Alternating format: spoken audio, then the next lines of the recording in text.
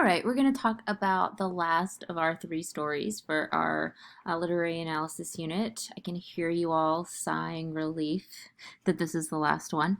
But A.S. Byatt's The Thing in the Forest, Literary Elements. If you haven't already done so, please take a look at the close reading because I'm only going to briefly kind of gloss over the things that I've talked about at length in the close reading. So, our story was written in 2000.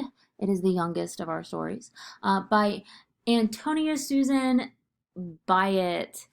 She was born in 1936 in Sheffield, England, and not unlike Penny and Primrose, um, she herself was evacuated during World War II in the because of the bombings and moved from the city to the countryside. She has a PhD from Oxford, and in addition to being a literary scholar, she is also an award-winning novelist and poet. Just to give you guys a little bit of background on our story, I know that you might be thinking to yourself, well, Ms. Swan, this is not a history class, but I think it's important in order to understand and get the deeper meaning and look at the implications of a text, you've got to understand the context of when it was written, or at least when it takes place. Otherwise, there's a level you're going to miss something at some level. So, as part of the kind of preparation for war with Germany, in 1939, England starts to evacuate children from the larger cities. And in addition to that preparation, they also went on a blackout beginning in 1939, and that's where they would cover their windows and doors so light wouldn't be visible. The cities wouldn't be a target for those bombings. And I wanted to, the reason I bring the blackouts up is because it is mentioned in our text quite a bit, and I wanted to give you a frame of reference for why that was. Going back to the evacuation of children, as part of the preparation, as I said, that was the first wave of evacuations. But then there was another wave a year later after the Blitz, and that's when.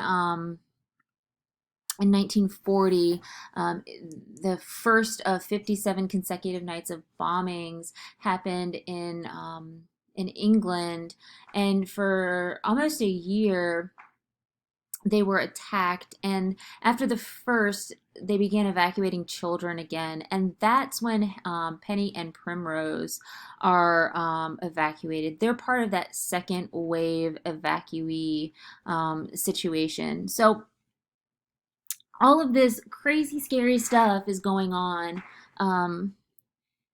when our children get on the train, and I think that it makes a difference knowing that, because it is part of that context. It is part of what they were experiencing, and it is part of what Byatt alludes to in a very subtle way. So,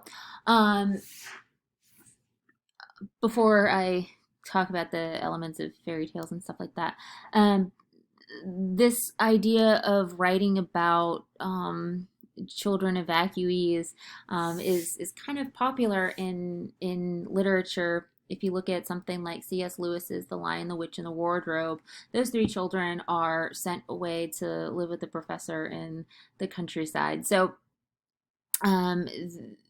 there is a lot of discussion about the impact, whether it be negative or, well, I can't imagine it being positive, but the backlash of evacuating these children. So, and the damage that it did to them. Would it have been better to just leave them with their parents during that scary time? But anyways, as I mentioned in the close reading, there are elements of fairy and folk tales in this story. And I'm not going to talk about it too much here, but I wanted to mention it just one more time.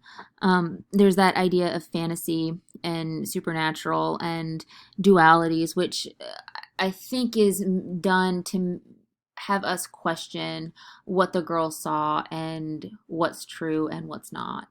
So I want to look at our title. And not unlike our other stories that we read, the title holds quite a deal of significance because it does kind of bring into focus the main idea of the story. But it's also the word choices that she uses with that word thing. And why use the word thing? Well, it's a little description that a child would use when they don't have the words to articulate what they've seen. They don't have the vocabulary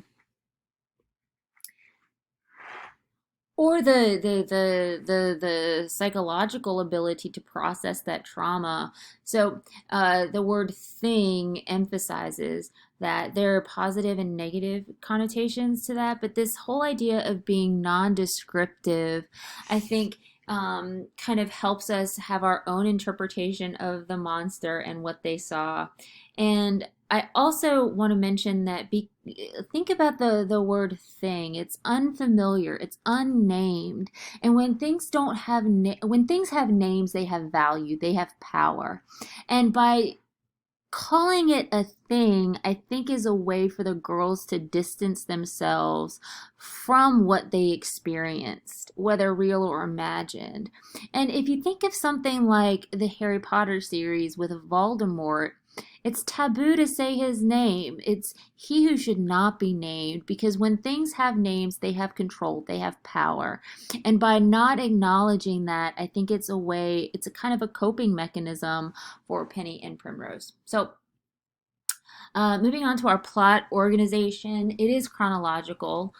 We go from the city to the train to the house to the forest. And I think you could look at this text or the plot and break it up into two parts. We have the youth, Penny and Primrose, and then we have the adult, Penny and Primrose. But either way, the focal point of both parts is on the encounter with the thing.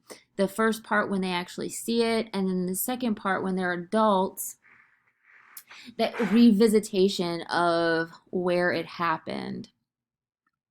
So I want to look at our setting. There, I'll come back to the forest when we talk about symbols, but when we look at our setting, it is obviously, it takes place in World War II. That is part of our setting. That is part of our social and historical context.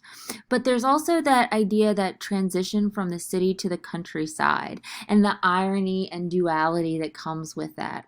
So the city is associated with, you know, I want to say civilization and laws and things like that.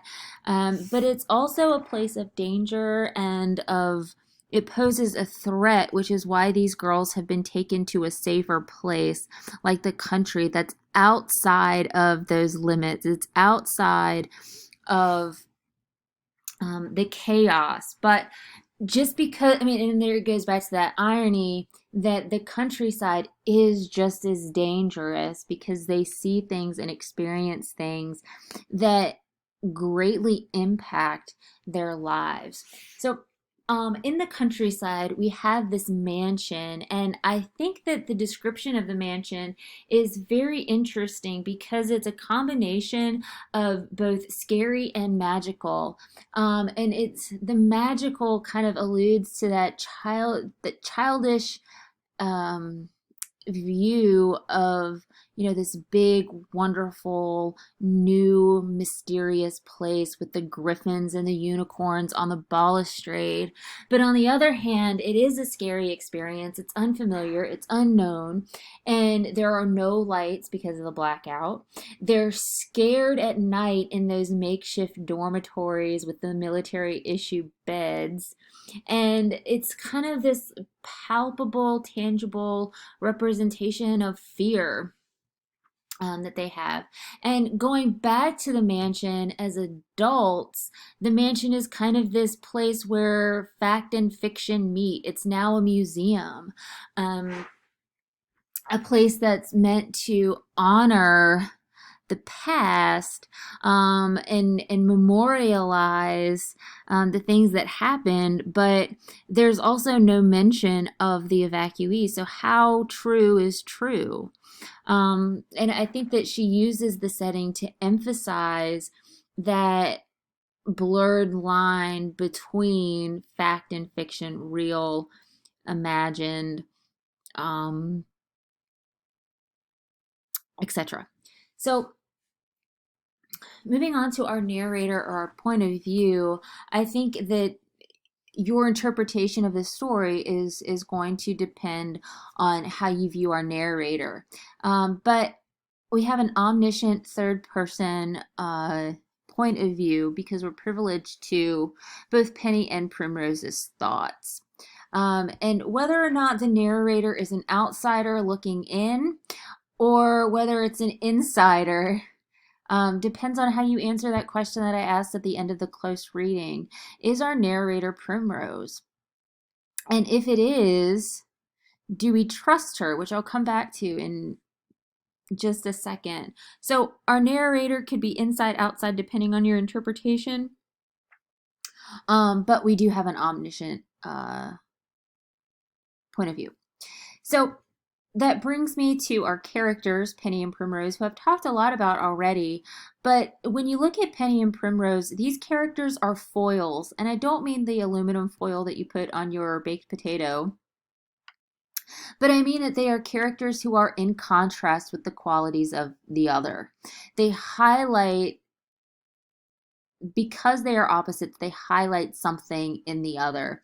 And what I mean by that is that Penny, she's thin, she has dark hair, she's pale, she's a good student, she ends up being a child psychologist. She's part of the material world. And I don't mean that she's materialistic in that she is greedy. I mean that she's very, like, her life is guided by the facts. And she doesn't put much stock into the imagination. She can't do it. She's lost that side of herself. Whereas Primrose is plump, she's blonde with curly hair, she has very little education, and she becomes this Auntie Primrose to all of the neighborhood children. I mean, I kind of imagine her as being this very colorful, eclectic, crazy cat woman that everybody loves in the neighborhood because you never know what's going to come out of her mouth. And instead of becoming a child psychologist, she, because she's unmarried like Penny, becomes this kind of guardian of the children, this storyteller. And and I mentioned in the close reading that the storyteller has significant power because they have control of the knowledge that someone gains. And but it also gives that implication of, if you tell a story, it could be a lie. So if Primrose is our narrator, is she a reliable one? Where Penny is driven by the facts and the cerebral side of things, the material. Primrose is very much driven by imagination. So again, they're opposites, and what the other lacks um, is emphasized in the other. Then we have Alice with a Y, and I'm curious as to, I think that there may be a reason that there is a Y in her name, but I want to see what you guys think. But whether she's a figment of the imagination or she's a real person, she has big blue eyes. She's very small, like 2 years old or something like that. And she is the ultimate symbol of childhood innocence. She is what's lost by that experience of going into that forest, of experiencing the war. She is the ultimate, well, I don't want to say the ultimate victim, but she is certainly a representation of the innocence that Penny and Primrose both lose, making them victims of this trauma that they experience.